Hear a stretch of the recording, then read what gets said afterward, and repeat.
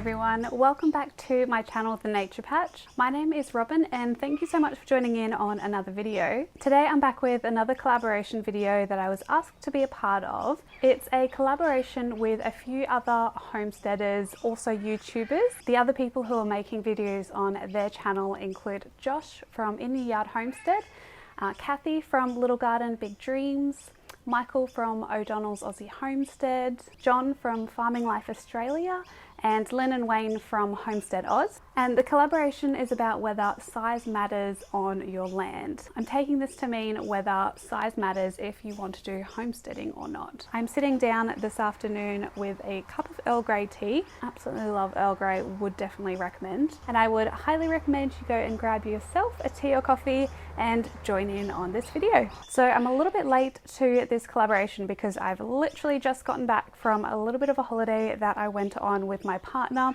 We just went up to Mullaney for 2 nights up at the Sunshine Coast hinterland, which I really needed. I've been feeling pretty burnt out lately and I realized I hadn't really had a proper break from work since March. So having the 2 nights up there was amazing. We stayed in the most amazing little cabin overlooking some beautiful farmland and also went for a gorgeous walk in the rainforest. Would highly recommend visiting Mullaney if you're ever in Southeast Queensland. So I know I'm a little late to this collaboration, but I really wanted to be a part of it to share what I think about whether size matters of your land.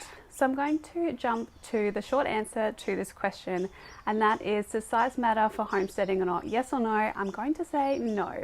And I'm saying that from personal experience, as well as what I define homesteading to be. So I define homesteading as living as self-sufficient as you can from your home and your land. Home being a part of that, and also the land being a part of that as well. So technically, with that definition, you could be doing homesteading wherever. If you are taking that question from a different perspective, say from a farming perspective or kind of broad scale agriculture, then yes, I would say size does matter for the land that you need.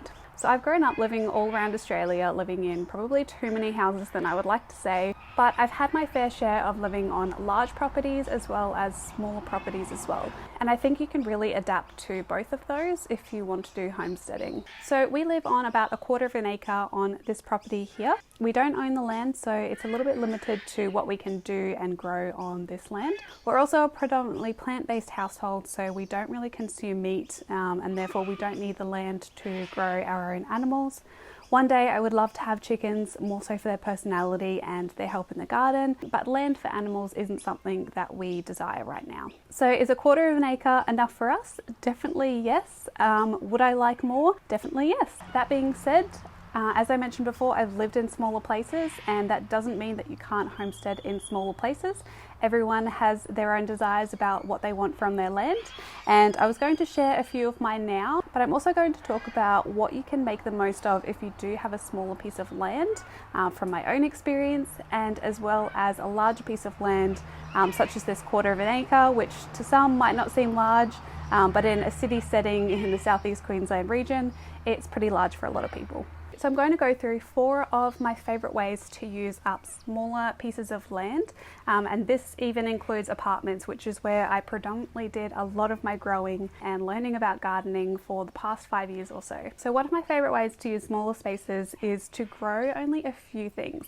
The temptation is real, I know, to grow everything in a small space. I've tried that, and if your goal is to be self-sufficient and to provide your own food, I'd really recommend just trying out a few and then seeing what grows best in your area. A lot of the times I've lived in apartments which are quite shady, meaning that I couldn't really grow things like pumpkins or zucchinis that loved full sun, but greens I could grow a lot of, and we were self-sufficient in greens for pretty much the whole of the time we lived in the townhouse, and also herbs as well. So I figured out what could grow well there, and then the oversupply that we had I'd give to friends or my family, and that really benefited the community that I was living around. Which comes on to my second point for a smaller space, and that is I loved using the space to build community.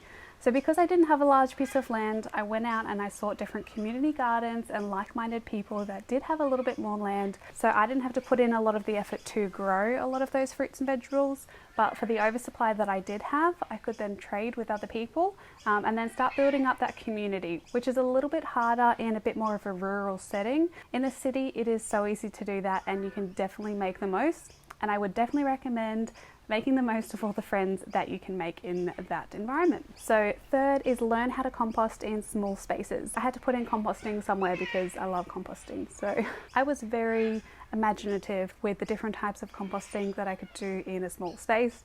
I had worm farms going, I had compost tumblers, I would bury scraps, and I would also go down to the community gardens and give scraps in there. And that is such an important thing to realize, how much waste you produce and whether or not you can dispose of that waste in some way that can therefore benefit your garden. Also, one of the benefits of composting and using your waste to produce gold for your garden was that I actually had an oversupply of nutrients and compost that I was churning out of the system I had. So therefore my small space was super productive. I was using all of that nutrients and nothing was going to waste. While in this big space here, it is so big and it is really hard to kind of keep on top of all of the nutrients that you need for such a large area. In a small space, I didn't have that problem at all, and I absolutely loved it. The plants really thrived for the ones that I did grow. And lastly, having a smaller space is just great to spend some time and actually learn and invest in understanding how to homestead, and really ask yourself whether you really do need that bigger bit of land or not, and the things that you might want to use with that land. Going in with a plan and actually understanding that it's not easy to own a large piece of land. It takes a lot of time, is really beneficial if you're going from something like a suburban plot to a larger piece of land or even a small scale farm. Need a little tea break. Alright, so I'm going to talk about larger pieces of land now. We're on 1/4 of an acre, which I'm going to class as large. I know it's really not in the big scheme of things, but I still wanted to talk about some of the points about a larger piece of land and whether or not it matters if you want to do homesteading on it or not. The main problem that I did find with having a larger piece of land was that it takes a lot longer to observe the land and really understand it. So for me personally, we grow a lot of our own food and vegetables, and I need to understand the land to productively grow that food. It's taken me until now, I would say, a whole full year, a whole 4 seasons, even though we kind of only have 2 in Queensland anyway. It's taken me that long to really understand where the sun goes, where the sun sets, how much water comes in through the seasons, where the water flows on the land. It takes a long time to understand your piece of land. The larger it is, generally the longer it's going to take you to understand the land. Another thing I like to make the most of with a large piece of land is to appreciate nature. Something that my channel is named after. I am very passionate about the Australian bushland and all of the different ecosystems that are in Australia.